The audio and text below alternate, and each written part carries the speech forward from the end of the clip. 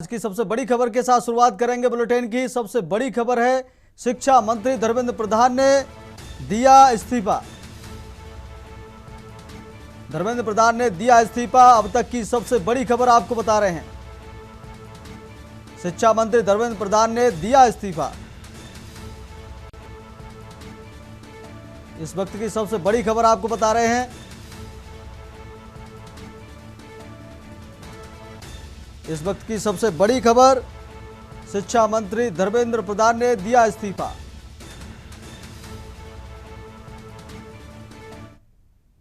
आज धर्मेंद्र प्रधान जी का जो इस्तीफा है और ये एक हठधर्मिता और अहंकार का जो पूरा आवरण लेकर के मोदी जी का मंत्रिमंडल चल रहा था, आज उसको पहली शिकस्त मिली है। शिकस्त युवाओं के जोश की वजह से, उनके सवालों की वजह से, और एक जो प्रतिमान है, जो एक लोकतंत्र में उत्तरदायित्व का, अकाउंटेबिलिटी का प्रतिमान था, जिसको ये लोग डेसिमेट कर रहे थे, खत्म कर रहे थे। मैं समझता हूँ छात्र युवाओं ने ये हासिल किया और कहानी या पूरा की पूरी प्रक्रिया यहाँ खत्म नहीं होती है। एक बेहतर व्यवस्था, एक बेहतर प्रणाली, उत्तरदायित्व से भरी प्रणाली का निर्माण हो और इस तरह के तमाम जब सवाल पूछे जाए तो उन्हें एंटी नेशनल ना कहें। राष्ट्र से मोहब्बत थी, इसलिए लोग अपनी चिंता परेशानी छोड़कर अलग अलग शहरों में अपनी आवाज बुलंद करते रहे। उन सब के जज्बे को सलाम और एक पूरी जो एका स्थापित की है उसको सलाम। आगे लड़ाई और भी है, जिंदाबाद।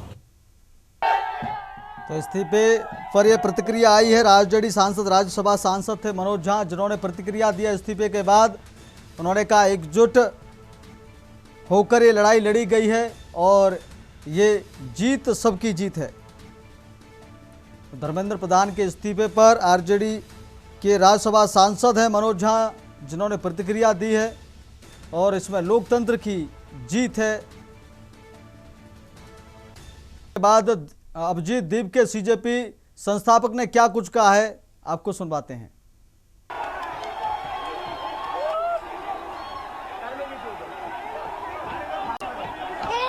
ये इस्तीफे के बाद की जो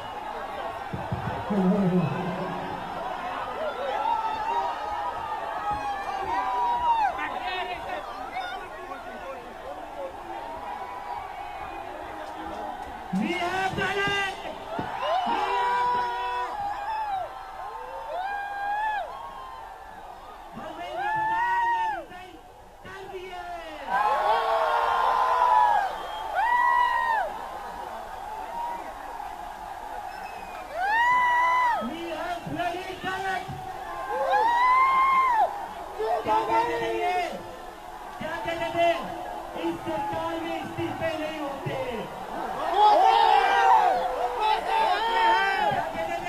इस सरकार में इस्तीफे नहीं होते। हम कहना चाहते, झुकती है दुनिया, झुकाने वाला चाहिए।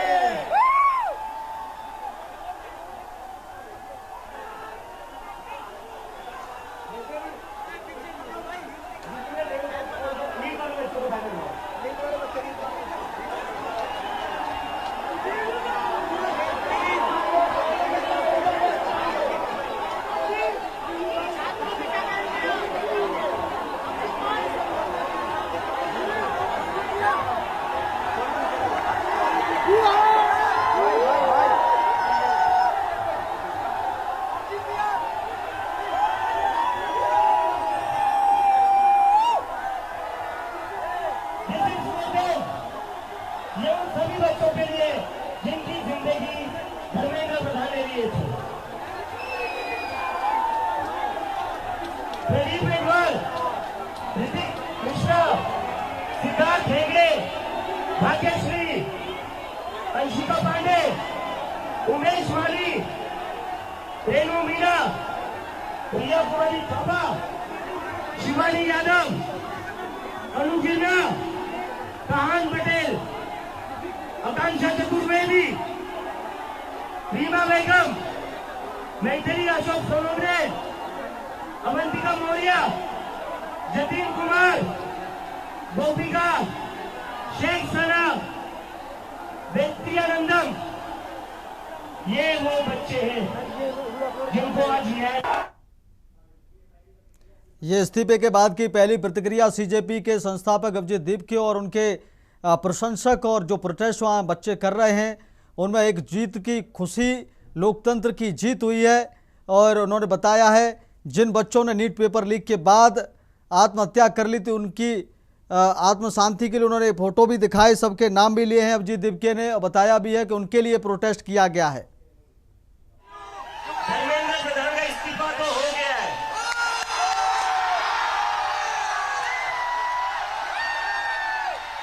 और ये इस्तीफा गवाह इस बात का, अगर आप लोग डरेंगे नहीं, अगर आप लोग इस सरकार के सामने झुकेंगे नहीं, तो अच्छे के इस्तीफे ले सकते हैं हम। तो डरना नहीं है, डरना नहीं है, डेमोक्रेसी है। अगर डेमोक्रेसी में बोलने से डर लगने लगे तो कैसी डेमोक्रेसी है? जब डरना नहीं है, अगर अपनी आवाज उठाए, तभी ये लोग लाइन में रहेंगे। धर्मेंद्र प्रधान का तो ये सीजेपी संस्थापक अभिजीत दीपके का बयान आपने सुना। उन्होंने कहा झुकती है दुनिया, झुकाने वाला चाहिए। आपको इस डेमोक्रेसी में डरना नहीं, अगर आपको अपनी आवाज़ उठानी है तो आपको डटकर मुकाबला करना पड़ेगा। एक इस्तीफा हुआ है, हम अच्छों का इस्तीफा ले सकते हैं अगर डरे नहीं तो।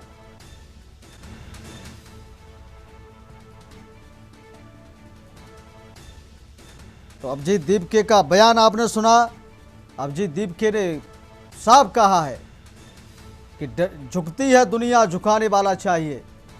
हम अगर डटकर मुकाबला करेंगे तो हर मुश्किल को आसान कर सकते हैं।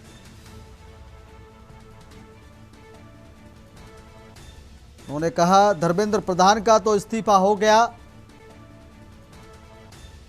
अगर हम बिना डरे इस डेमोक्रेसी में अपनी आवाज़ उठाएंगे तो अच्छों के इस्तीफे ले सकते हैं। ये सरकार के सामने झुकना नहीं है, डरना नहीं है।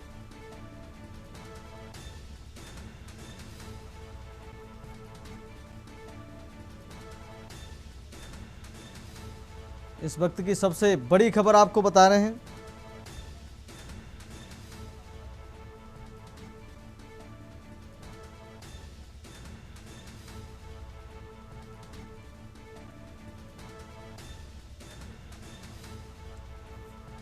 तो सीजेपी संस्थापक अभिजीत दीपके ने साफ कहा है, जंतर मंतर पर इस्तीफे के बाद उनकी प्रतिक्रिया सामने आई है।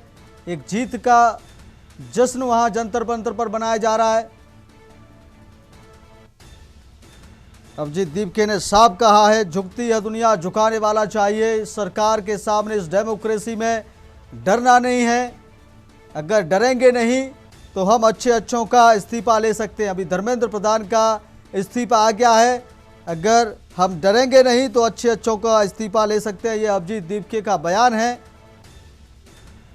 उन्होंने उन बच्चों की तस्वीर भी दिखाई जिन बच्चों ने नीट पेपर लीक के बाद आत्महत्या कर ली थी, जिनके लिए ये प्रोटेस्ट चल रहा था। उन्होंने कहा कि धर्मेंद्र प्रधान की वजह से इन बच्चों ने अपनी जिंदगी, जीवन लीला समाप्त की, उनको जिम्मेदारी लेनी चाहिए थी। तो इस्तीफे के बाद ये पहली प्रतिक्रिया सीजेपी की आई है। ये अभिजीत दीपके की पहली प्रतिक्रिया।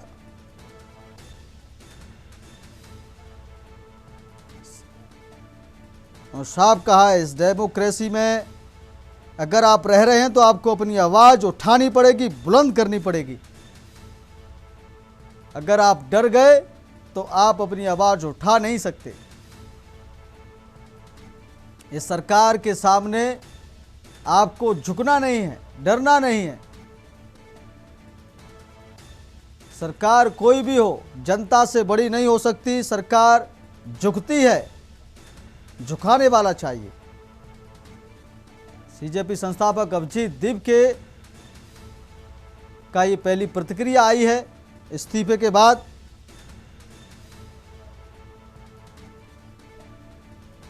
उन्होंने कहा है कि जिन बच्चों ने आत्महत्या की उनके लिए ये प्रोटेस्ट किया जा रहा था,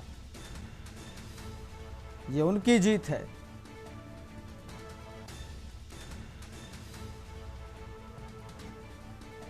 तो सीजेपी की पहली प्रतिक्रिया सामने आई है। धर्मेंद्र प्रधान के इस्तीफे के बाद ये जंतर मंतर पर खुशी,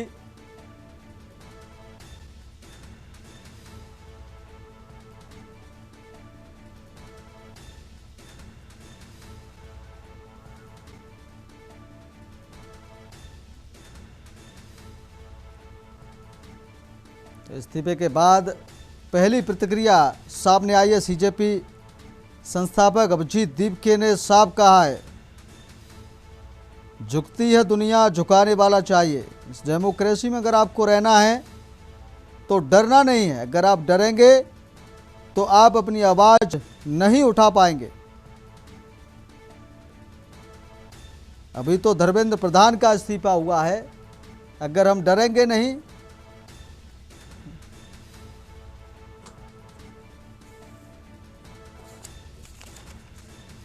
अच्छों का इस्तीफा हम ले सकते हैं। तो सीजेपी की पहली प्रतिक्रिया सामने आई है। ये जंतर मंतर से सीधी तस्वीरें आपको दिखा रहे हैं। धर्मेंद्र प्रधान के इस्तीफे के बाद पहली प्रतिक्रिया सामने आई और हमारे साथ इसी पर चर्चा करने के लिए महेंद्र सिंह भट्ट वरिष्ठ पत्रकार हमारे साथ जुड़ रहे हैं, दुर्गेंद्र सर प्रधान संपादक हमारे साथ जुड़ रहे हैं, रजनीकांत राजनीतिक विश्लेषक हमारे साथ जुड़ गए हैं। तीनों मेहमानों का बहुत बहुत स्वागत है। सबसे पहले मैं दुर्गेंद्र सर प्रधान संपादक हमारे साथ जुड़े हैं, उनसे मैं जान लेता हूं, उनका रुख कर लेता हूं। सर, क्या कहेंगे? धर्मेंद्र प्रधान का इस्तीफा हो गया है और सीजेपी की पहली प्रतिक्रिया आ गई। अभिजीत दिपके ने कहा है कि झुकती है दुनिया, झुकाने वाला चाहिए। क्या कहें सर?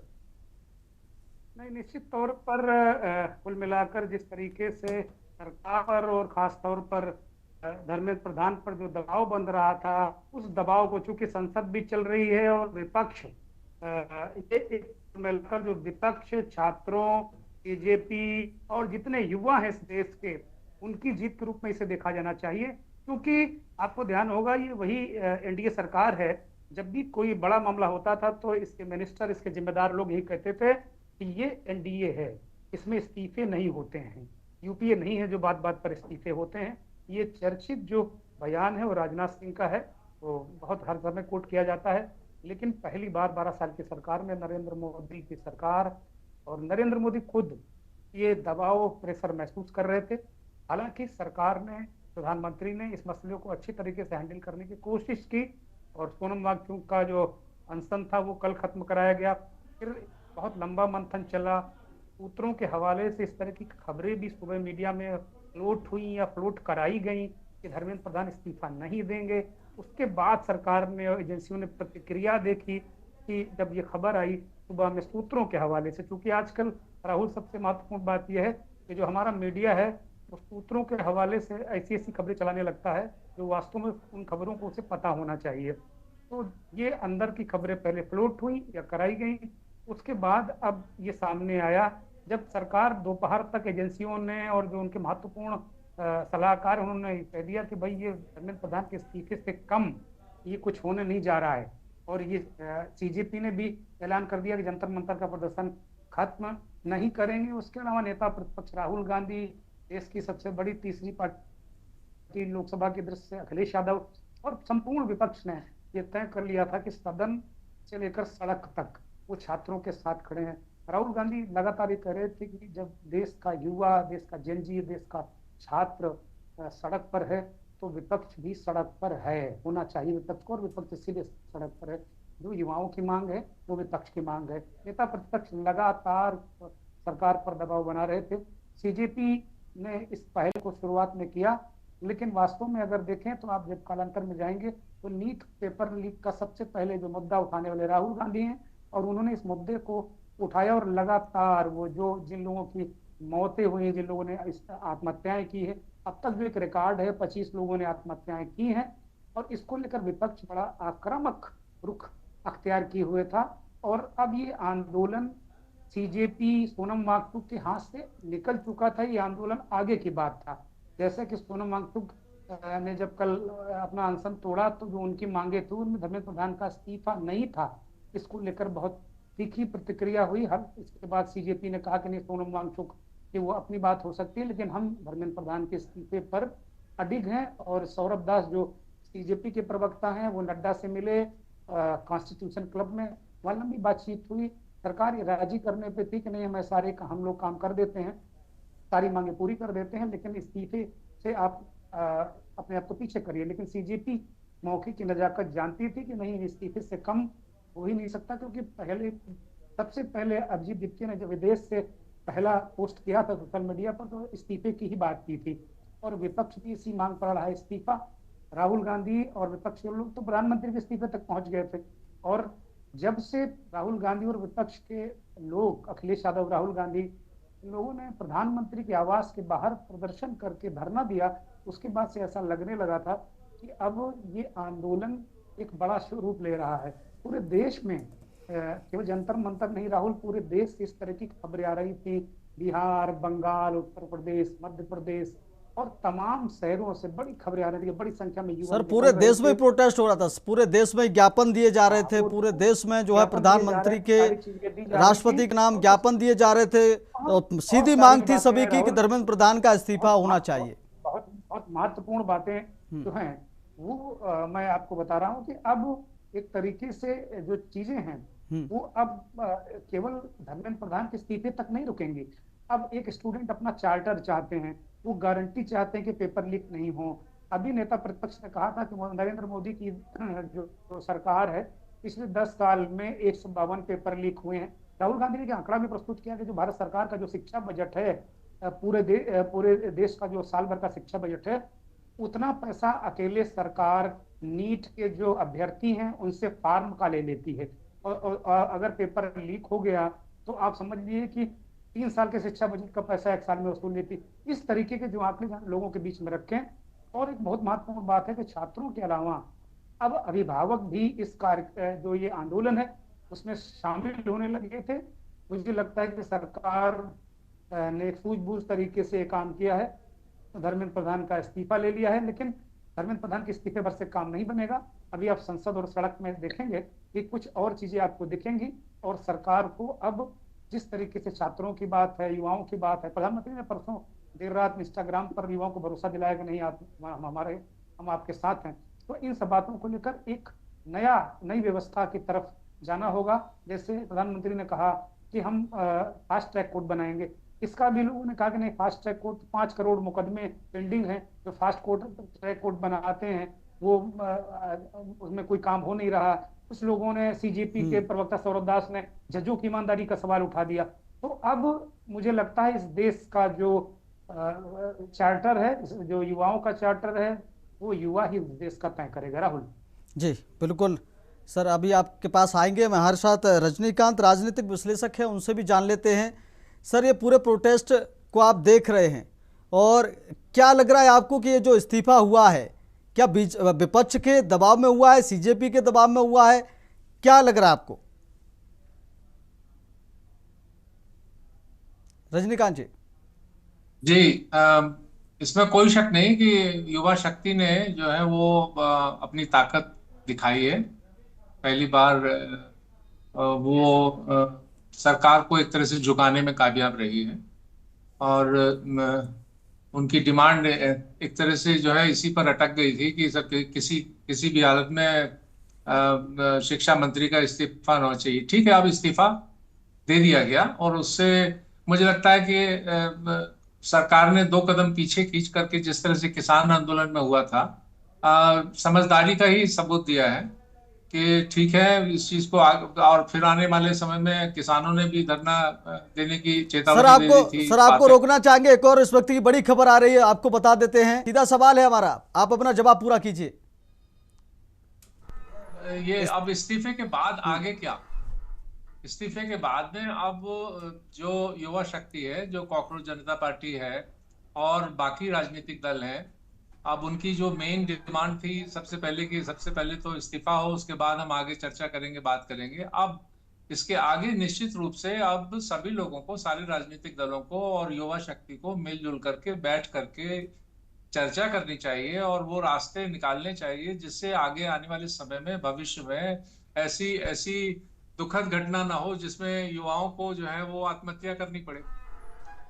यानी कैसे ये सिस्टम ठीक हो, कैसे ये फुल प्रूफ हो, कैसे आइंदा से फिर पेपर लीक्स ना हो। तो उस खामियों को दूर करने का प्रयास मिलजुल करके चर्चा के जरिए, चाहे सड़क पर हो चर्चा, चाहे वो सदन के अंदर हो, अब सार्थक रूप से चर्चा करनी चाहिए। हाँ, चार्टर ऑफ डिमांड्स हो सकता है अभी और है उनकी, कि जो छात्रों को, जिनको पुलिस से लाठियां पड़ी या पुलिस, तो उस पर कार्रवाई हो, प्लस जो 22 लोगों ने, 25 लोगों ने जो आत्महत्या की, उनके परिवारों को 1 करोड़ का मुआवजा मिले। तो इन दोनों मांगों पर तो पहले भी सरकार कह चुकी थी। हाँ, बस केवल इसी पे था जिसपे जो इंटरलॉक्यूटर्स थे, क्या नाम आपके, नड्डा जी और जितेंद्र सिंह जी, उन्होंने कल भी ये बात कही कि हम 12 बजे के बाद बताएंगे। तो हाँ, आज 12 तक बजे का के समय बाद मांगा उन्होंने गया आज था, जो है उन्होंने, कल जी की उन्होंने बातचीत में बैठक आज से तक का पहले, समय मांगा था। जी जी जी, तो वो आज तक समय पर जो है उन्होंने जो उनकी मुख्य मांगे हैं, पूरी कर दी। तो एक तरह से अब जो है, अब मेरा ख्याल ये है कि अब सभी को मिल बैठ करके ये जो समस्या पिछले कई सालों से, 15-20 सालों से जो तंग कर रही थी, इस समस्या का समाधान खोजना चाहिए। जी ठीक है, चौहान जी। ठीक है। रजनीकांत जी, एक बहुत महत्वपूर्ण सवाल है राहुल। मैं रजनीकांत जी से एक सवाल करना चाह रहा हूँ। रजनीकांत जी, जी बड़ा महत्वपूर्ण सवाल ये है कि हम्म जैसे सरकार जो बातचीत कर रही है, सरकार एक तो क्या बड़ी वजह रही, सबसे बड़ी वजह क्या मानते हैं कि सरकार ने इस्तीफा की बात की? क्योंकि आपको ध्यान होगा, राजनाथ सिंह कहा करते हैं ये यूपीए नहीं है, एनडीए है, यहाँ इस्तीफे नहीं होते हैं। तो एक तो पहला मेरा सवाल ये है कि वो कौन सी बड़ी वजह थी, वो क्या सरकार किस तरीके से दबाव में आ रही थी? दूसरी सबसे बड़ी बात कि सीजेपी को वेटेज देकर, क्योंकि सीजेपी को लेकर कांग्रेस भी संदेह में है, समाजवादी पार्टी भी आधे अधूरे मन से उसके साथ में खड़ी हो रही थी। तो क्या सत्ता पक्ष के अंदर ही एक विपक्ष तलाशने की कोशिश, जो सरकारी पक्ष है, सरकार है, वो कोशिश कर रही है, इस वजह से सीजेपी को ज्यादा वेटेज दे रही है? क्योंकि ये आंदोलन अगर पॉलिटिकल हाथों में गया, सरकार के लिए मुश्किलें और ज्यादा बड़ी हो सकती हैं। रजनीकांत जी। देखिए, जिस तरह से खबरें आ रही थी, जो हमें मिल रही है सोशल मीडिया के माध्यम से या सारी चीजों से, उससे ऐसा लगता था कि इसमें जो दुनिया के ताकतवर देश हैं वो वहां से जो है वो किसी तरह से फंडिंग हो रही थी इस आंदोलन को।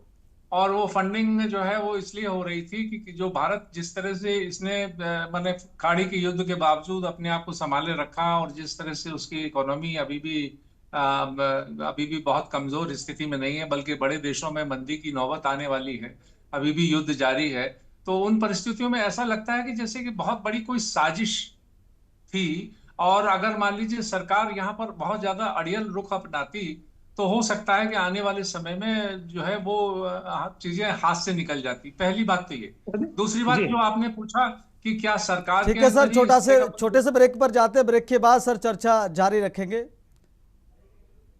एक छोटा सा ब्रेक, चर्चा में चलते हैं और दुर्गेंद्र सर के पास हम चलेंगे। सर, तमाम नेताओं की प्रतिक्रिया सामने आ रही है। कांग्रेस के राष्ट्रीय अध्यक्ष की ट्वीट आया है, वहीं उत्तर प्रदेश के जो प्रदेश अध्यक्ष हैं कांग्रेस के, उनकी भी प्रतिक्रिया सामने आई है। क्या कुछ कहेंगे आप? बात यह है कि जैसा अजय राय अभी कह रहे थे कि राहुल गांधी ने किस तरीके से जो बच्चे घायल हुए, जो अभी पैलेट गन से जो बच्चा घायल हुआ उसकी बात हुई, उनसे लगातार मिल रहे हैं। उन परिवारों को लेकर भी, उनके परिवारों की पीड़ा, जिन बच्चों ने नीट में जो पेपर लीक हुआ उसकी वजह से आत्महत्या की, उसको लेकर वो लगातार एक जिम्मेदार विपक्ष, एक संजीदा विपक्ष के नेता के रूप में वो भूमिका निभा रहे थे। ब्रेक से पहले रजनीकांत वशिष्ठ जी अगर जुड़े हैं तो उनसे मेरा सवाल है, रजनीकांत जी ने कहा कि जैसा कि सोशल मीडिया हर जगह से खबरें मिल रही थी कि जो ये आंदोलन था ये कहीं विदेशी फंडिंग से चल रहा था, इसी तरीके से रजनीकांत जी किसानों के आंदोलन की बात की गई थी कि खालिस्तानियों का आंदोलन है, पाकिस्तानियों का आंदोलन है। अब ये कहा गया कि वहां की। रजनीकांत जी, मेरा बहुत अदब के साथ में महत्वपूर्ण सवाल ये है कि सरकार 12 साल से नरेंद्र मोदी के गृह मंत्री अमित शाह है, रक्षा मंत्री राजनाथ सिंह है, और विदेशी फंडिंग से हमारे देश में अनरेस्ट हो जाता है। तो क्या ये लोग क्या कर रहे हैं? सरकार अपनी जिम्मेदारी नहीं निभा पा रही है क्या? ऐसे लोगों को पकड़ के जेल में नहीं डाल पा रही जो फंडिंग कराकर यहाँ आंदोलन को वो कर रहे हैं?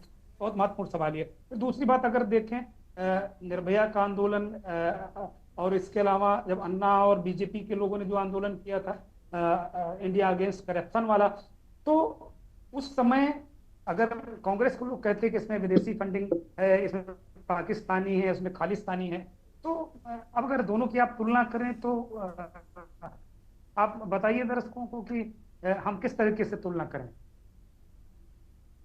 देखिए, तुलना का सवाल नहीं रजनीकांत है, जी, मतलब जी 12 साल मोदी जी को लगभग हो रहे नहीं, हैं शासन करते हुए। रजनीकांत जी, मेरा सवाल ये है, रजनीकांत जी मैं कहना जी चाह रहा हूँ कि अगर इसमें विदेशी फंडिंग है तो विदेशी फंडिंग रही होगी फिर जो बीजेपी आंदोलन कर रही थी, या फिर एक एक सगल बना लिया है किसी भी आंदोलन को ये कहे के खारिज करने का एक इकोसिस्टम काम करता है जो किसी भी आंदोलन को कहता है विदेशी फंडिंग, और फिर जब गले पड़ जाता है तो किसानों की तरह बैकफुट पर आते हैं। अब आज बैकफुट पर आ गए, ये क्या मतलब एक चलन हो गया है कि भारत में आंदोलन को कुचल दो?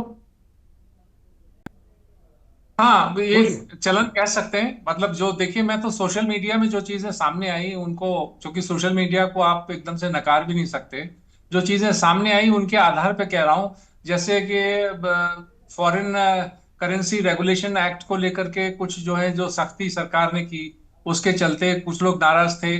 उसके साथ ही साथ बिहार और बंगाल, हरियाणा, उससे पहले फिर उसके बाद मध्य प्रदेश, राजस्थान में जिस तरह से विपक्ष को हार मिली, वोट चोरी का सवाल उठा, क्या कहते हैं, और भी एसआईआर का सवाल उठा।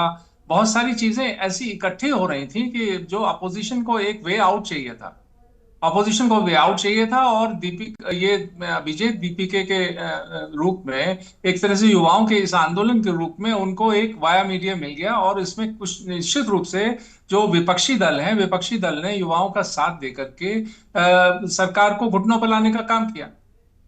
अब दूसरी बात, आपने एक और सवाल पूछा था बड़ा महत्वपूर्ण, कि क्या सरकार के अंदर भी कुछ ऐसा चल रहा है कि जो थोड़ा नाराजगी है सरकार के अंदर, आपस में ही नाराजगी है। तो उसमें आज एक मोहन भागवत जी का बयान सवेरे आपने सुना होगा, जिसमें उन्होंने कहा, जो इशारा था एक तरह से, उसमें उन्होंने कहा कि जो आज की युवा पीढ़ी है, आज की जो जेन जी है, जनरेशन नेक्स्ट है, वो जनरेशन जो है वो आसानी से माता पिता की डांट से मन नहीं मानती। उसको उसको अगर आपको मनाना है, उसको समझाना है, तो आपको तर्क से समझाना होगा। तो वो, मुझे लगता है कि वो एक इशारा था केंद्र सरकार के लिए या मोदी सरकार के लिए, कि भाई किसी चीज पर बहुत ज्यादा अड़ने से जरूर काम नहीं बनेगा। आपको आपको अगर मान लीजिए उनकी एक ये इस तरह से ये है कि जैसे भैया मैं तो चंद्र खिलौना ले हूं, अगर आप उनकी ये डिमांड है अशोक प्रधान को हटाने वाली डिमांड है, तो अशोक प्रधान को डिमांड ये हटाने के में क्या दिक्कत है? तो मुझे आप बाकी चीजें जैसे आपने कही कि क्या पिछले आंदोलनों को भी इसी तरह जोड़ा जाना चाहिए कि विदेशी फंडिंग हो रही है कि नहीं हो रही है। लेकिन हाँ, ये जरूर है कि लोकतंत्र में अक्सर जब जब राज लंबा होने लगता है, तो जो विपक्ष विपक्ष है उसके अंदर थोड़ी सी बेचैनियां होती हैं कि किस तरह से जो है हम अपने आप को फिर दोबारा से रिजरेक्ट करें, किस तरह से हम ऊपर उठाएं। तो उसमें निश्चित रूप से एक मौका विपक्ष को बहुत अच्छा हाथ लग गया है, और अब वो विपक्ष जो है आगे आने वाले चुनावों में निश्चित रूप से इसका फायदा उठाने की पूरी पूरी कोशिश करेगा। दुर्गे जी, पर मैं लाख टक्के का सवाल उठा रहा हूँ, आप बहुत विद्वान पत्रकार हैं, बहुत वरिष्ठ सर पत्रकार हैं, माफी के साथ आपको रोकना चाहेंगे।